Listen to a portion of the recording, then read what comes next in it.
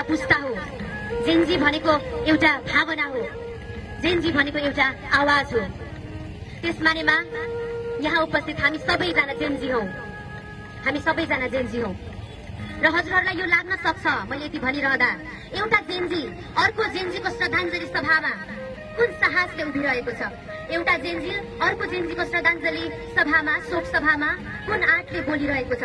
तर म यहाँहरूलाई यो भनौँ कि म त्यही आँटले अनि हामी त्यही साहसले यहाँ उभिरहेका छौँ, बोलिरहेका छौँ। जुन साहस हाम्रा ती शहीद जेनजीहरूले हाम्रो देश नेपालमा भइरहेको विकृति, विसङ्गति, बेथिति अनि भ्रष्टाचारको विरुद्धमा आवाज उठाउनका लागि गर्नुभएको थियो, त्यही आँटको भरमा हामी यहाँ बोलिरहेका छौँ, हामी यहाँ उभिरहेका छौँ।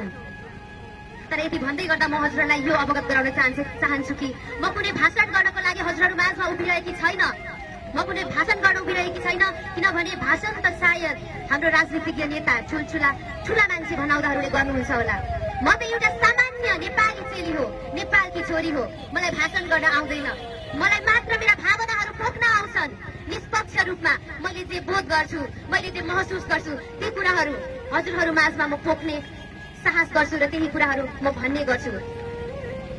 त्यसमानेमा आज यहाँ हजुरहरूको माझमा पनि मैले त्यही नै प्रयास गरिरहेकी छु।